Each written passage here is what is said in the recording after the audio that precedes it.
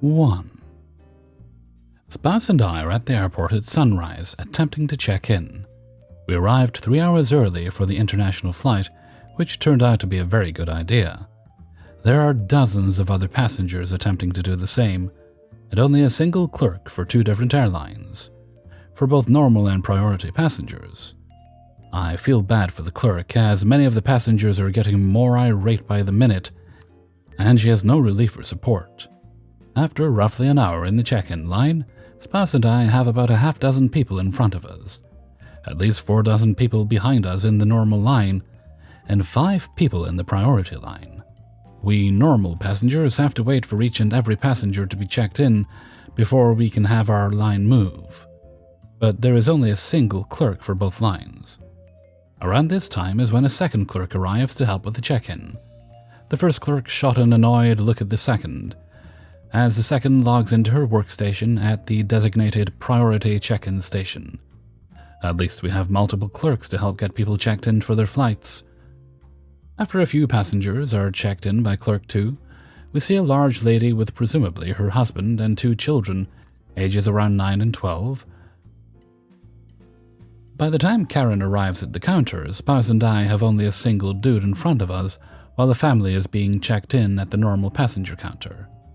At this point, we had an airport worker pushing us past the normal front of the line to ensure there is room at the back of the line for new non-priority passengers. Karen talks to the clerk at the priority counter and says, "Hi, I'm not priority, but I have children." She says it loudly enough for us in the other line to hear clearly. The other family may not have spoken English well enough to understand. They had green passports, not sure what their nationality was, or may have been focused on something the first clerk was telling them. They didn't react to Karen's statement at any rate. Regardless, the guy in front of spouse and I and the couple immediately behind us start mocking Karen at normal volume while glaring daggers at her. Unfortunately, nothing much happened after that. Clerk 2 at the priority counter may have said something, but I'm not sure. Karen checked in ahead of the other non-priority passengers. We had a nice chat with the guy in front of us while we waited. Spouse and I were both pissed off by Karen, but couldn't do much other than complain about her within earshot. 2. For context, I work as both a dishwasher and a busser at my local restaurant here in town. I've been here working for around 2 or 3 months, and it's honestly been smooth going, considering it's my first job. There have been late nights where I didn't clock off until 1 in the morning, but it pays good, and honestly I'm just glad I'm finally making my own money.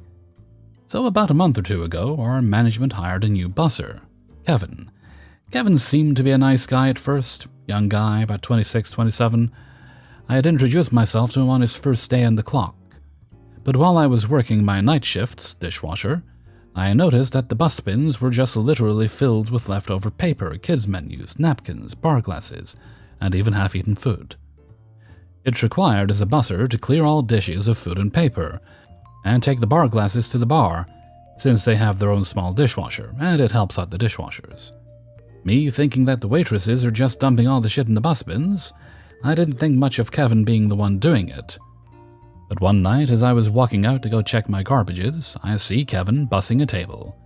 He had literally grabbed one of the bus bins and shoved everything on the table into it, and brought it into the dish pit. I was somewhat pissed off, but I just had to roll with the punches. Eventually, as time went on, and the same messy bus bins kept appearing in the dish pit, I talked to my manager about Kevin bringing in messy bus bins, and how much of an annoyance it was to clear them out. He went and talked to him, but apparently it did nothing. It's just like he didn't really care at all. We had a big event coming up at the Luau, a big buffet we supposedly used to host before COVID hit, with a local band playing live music. It was also going to be really hot on that day, and I wasn't really excited to be baked alive in a hot kitchen washing dishes. Fast forward to the time of the luau. I was working the night shift, and of course Kevin was there. After a couple of hours into my shift and I was already slammed with dishes to rack up and clean, Kevin obviously didn't have a care in the world. He kept bringing in bus bins that either were barely full or just filled to the brim with garbage and a few dishes. He had used so many of the spare bus bins that we ran out of them to use. So he had the brilliant idea. He grabbed one of the big plates that the waitresses regularly used to haul big orders to tables, and just threw it onto my dish pit, disregarding the fact that it was filled with dishes. I told my other manager, who was basically the sous chef of the kitchen, about it, and this was our conversation. Who did that? Well, who do you think? No one else but Kevin. He was about to run out of the kitchen to chew his ass out about his actions, but his fiancée, a bartender and waitress, stopped him. That wasn't the end, though.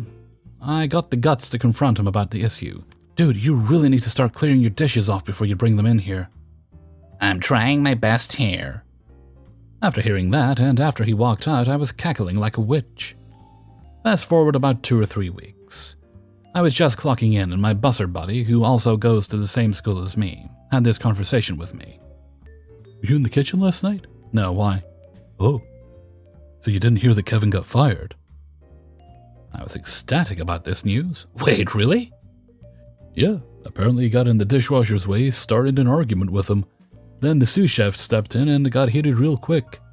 The manager heard what was going on and fired Kevin on the spot. He walked out in a hissy fit and said some shit directly to the owner of the restaurant. I was pumped to hear all this news. He was a real entitled prick to everyone, supposedly. I heard from my sous chef later that night that he had apparently gone onto the employee website while he was still here and confessed his undying love to one of the waitresses. She came the next day showing everyone the message she got, and it became the laughingstock of our restaurant. And that's the end. I'm not expecting much, if I have to be honest, but this was my first experience with someone who really didn't care about the rules. 3. So you all understand, I'm a bartender in the UK, so anyone in a similar position will more than likely have a similar experience to this. At the time, I'm working in a pub in southwest England that used to be part of a famously cheap, unnamed for legal reasons brand that was bought out by another company. So I'm tending the bar when a group walks in. This is a proper pub, where people order at the bar. Spokesperson who comes up is Douche, along with Douche's son. Douche starts rattling off a round of drinks. Nothing terrible here, although he did jump straight to the drinks. No hello or friendly greeting. Then we get to Douche's son's drink. The son, as it turns out, has been in a terrible accent that impairs his speech. I didn't know this at the time, but his son's ability to communicate is limited to grunts and pointing. So I follow his finger and see a cocktail. I'm not buying you some dainty drink, pick a proper one, says his father. Great, he's one of those people. His son seems unhappy, but chooses a flavored tap cider. Okay, just need to see your ID before I pour it, I say. Douche picks up his phone, scrolls through a bit, and shows me a photo of some letter with a date of birth on it. That's it. Just a set of numbers on a letter. I apologize, but I can't accept this. Why not? Because it doesn't prove that it's him. There are other reasons, of course, like Photoshop, but I stick with the basics. Oh well, what else do you need to know? Driver's license. He's disabled, mate. He's got an head injury and can't drive. For the record, in the UK, there are other forms of ID you can get. If not a passport or driver's license, you can apply for things like a citizen card and a number of others. I'm terribly sorry to hear that, but it doesn't excuse him from needing ID to have an alcoholic drink. That's disgusting. I'm not paying for drinks if you're not serving my son. Now I'm starting to get annoyed because I don't tolerate customers getting pissy with me for doing my job. Okay, I come out from behind the bar and begin collecting the drinks I've already made. Naturally, there are some unhappy faces, but I explain I'm not giving out free drinks and Douche doesn't want to pay for them. He's full on yelling now. What more do you want? I'll show you his date of birth. No, you haven't. You've shown me a date of birth. The letter could be anyone. No photo attached to prove anything. Now the next part is a bit fuzzy, but it does end with Douche and his son leaving, saying he'll just get a drink across the road. From what I'm led to believe, he went across town and was refused in every pub because his son had no ID. Then the bastard has the nerve to try and come back and ask to be served. 4. So my wife Zena and I made reservations for a very nice restaurant that opened up in January. However, due to it being posh, new, and apparently had excellent food, my wife and myself had to wait until last week in order to get a spot there. So we got a babysitter, and a nurse from my granny-in-law, and got all dolled up to go. We took my wife's car, and since it was brand new, she didn't want anyone but herself to drive it. So she dropped me off at the door and went to park the car. Now it's important to note that we did call earlier and confirm the reservation, so the host was there.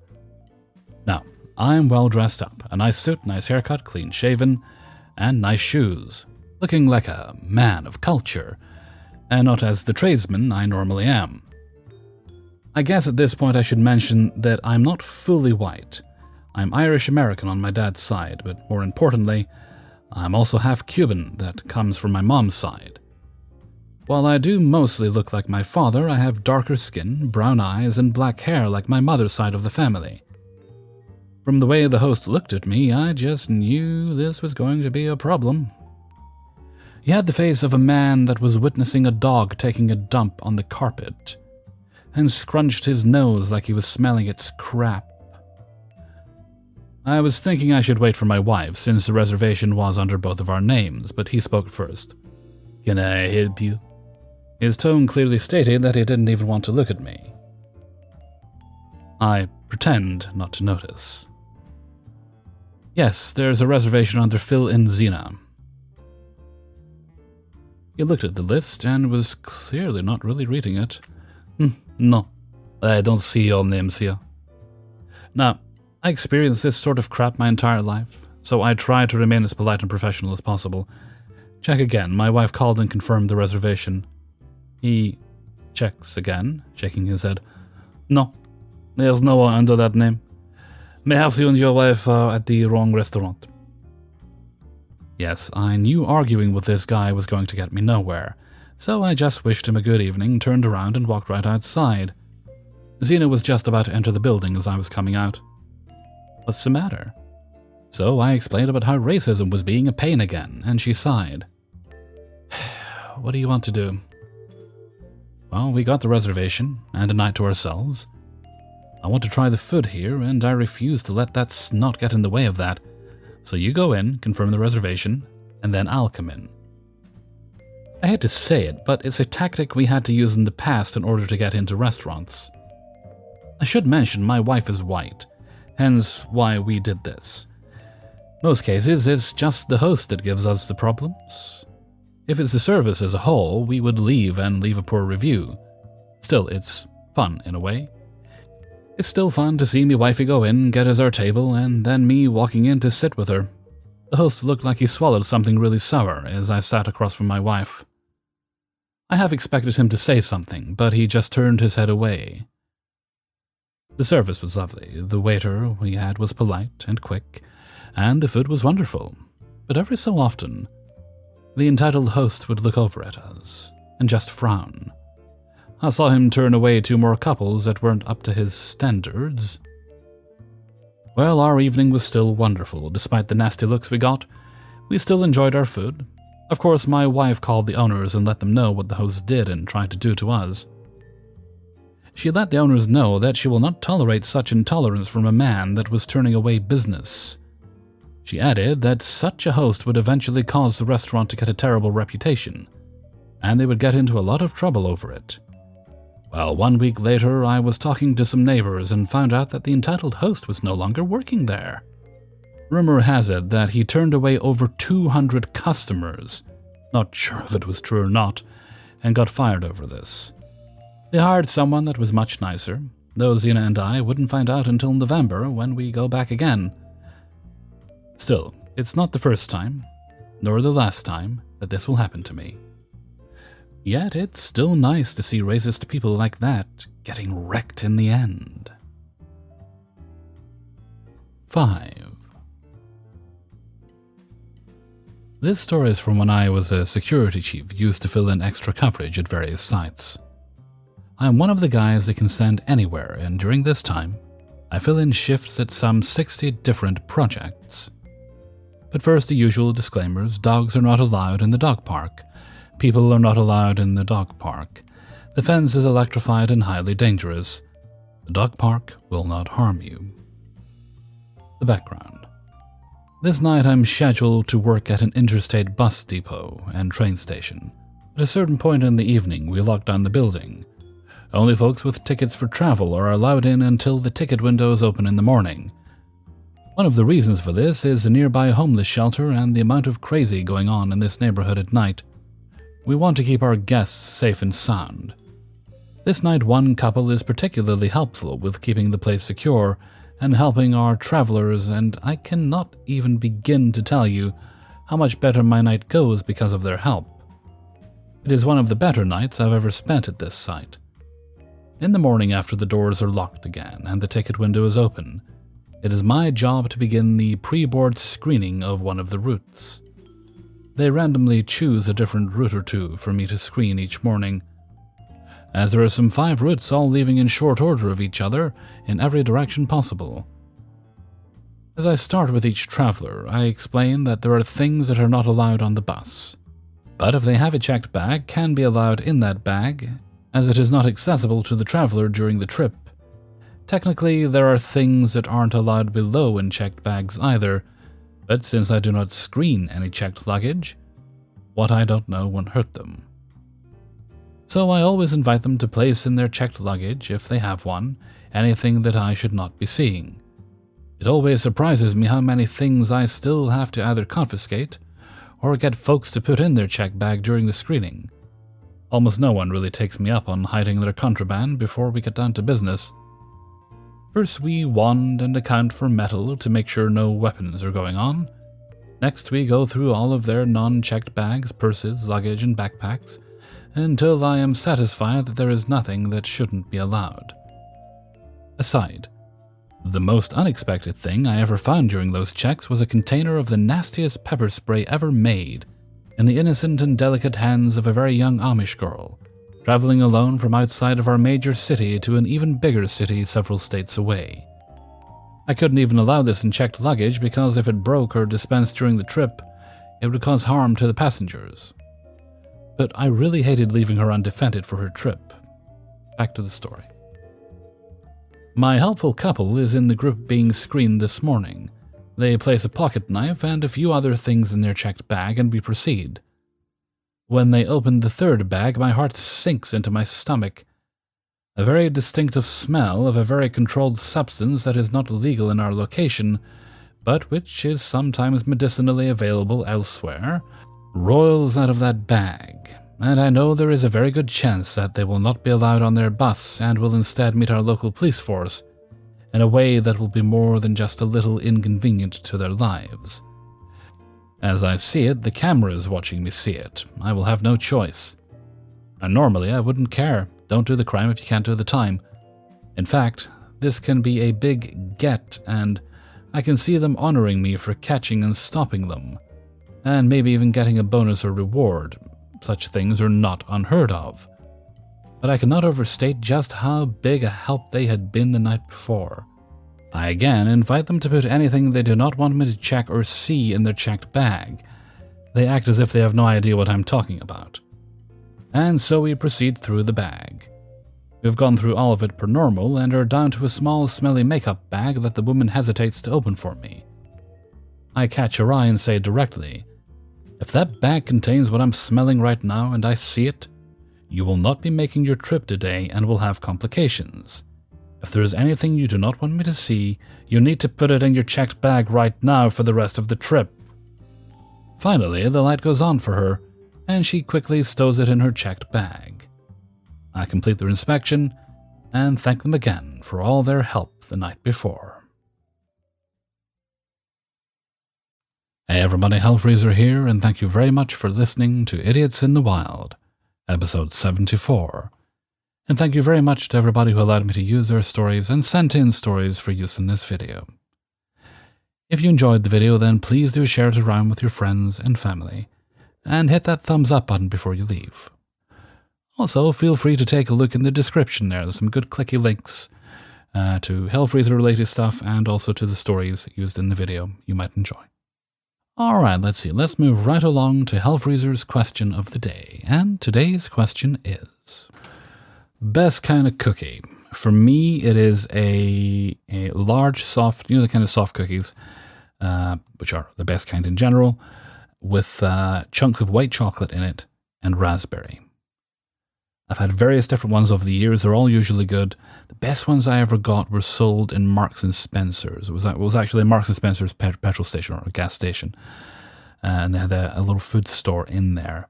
And I've not been able to find them for years, which is probably for the best because they were very good but very expensive. But you may enjoy other cookies. Don't know why, but you may.